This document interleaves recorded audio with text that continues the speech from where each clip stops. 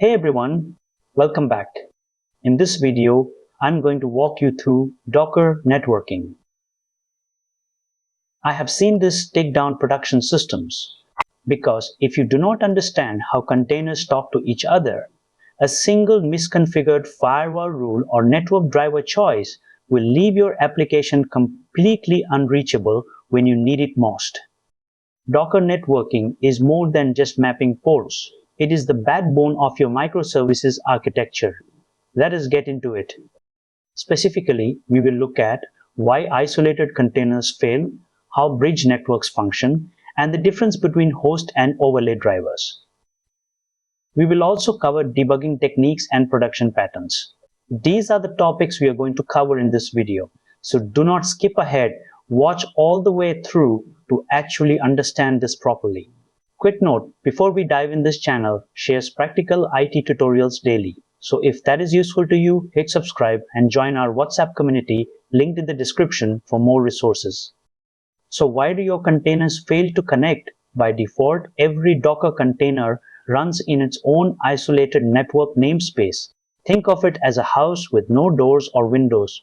Even if a web container and a database container are sitting on the same host, they cannot see each other. This leads to those frustrating connection refused errors that break your deployment pipelines every single time. But what is Docker networking, really? It is a system of drivers that manage how containers talk to the host and each other. Think of it like a virtual office building. The bridge network is the internal hallway connecting all offices so departments can chat. Port mapping is like the building's front desk receptionist, taking calls from the outside world and forwarding them to the right person inside. Without this system, your containers are just trapped in soundproof boxes. Before you start, make sure you have a machine running Ubuntu 22.04 LTS. You will need Docker Engine version 20.10 or newer already installed. If you are not sure, open your terminal by pressing Ctrl, Alt and T, then type Docker version to check. You must have sudo privileges to manage network configurations. And finally, ensure you have basic command line comfort, as we will be using the terminal for every step of this guide. Take a moment to review each point shown on screen. So how does this work internally? The host kernel creates a virtual bridge called Docker 0. Every container gets a virtual Ethernet pair. One end sits inside the container, the other attaches to the bridge. This allows container A and container B to communicate through the bridge as if they were on the same physical switch.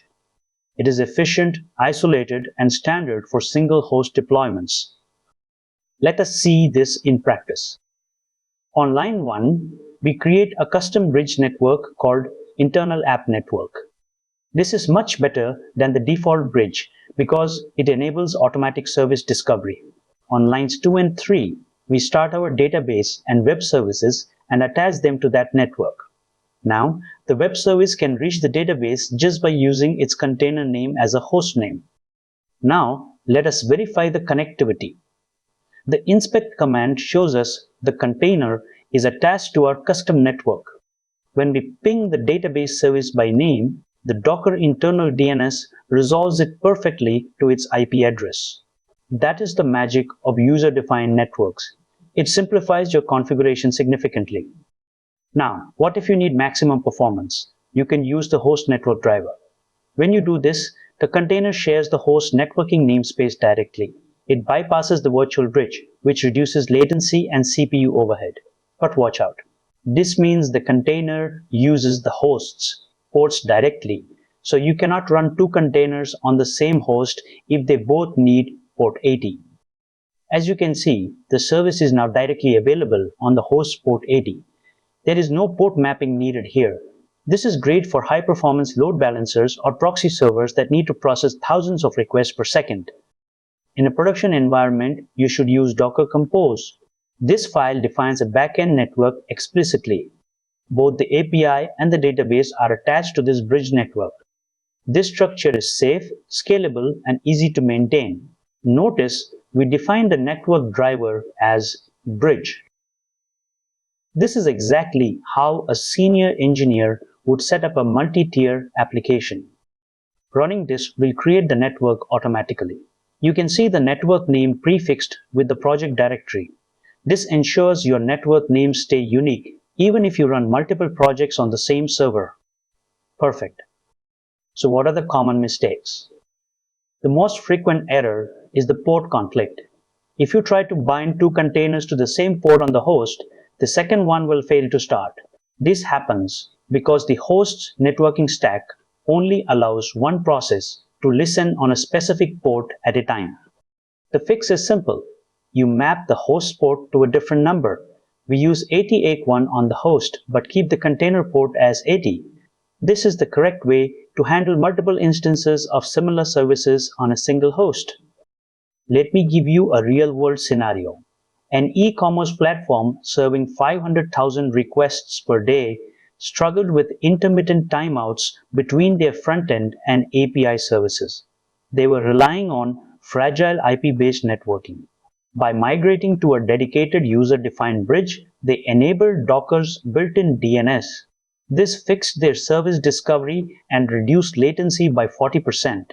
It was a massive win for their stability. When should you use which driver?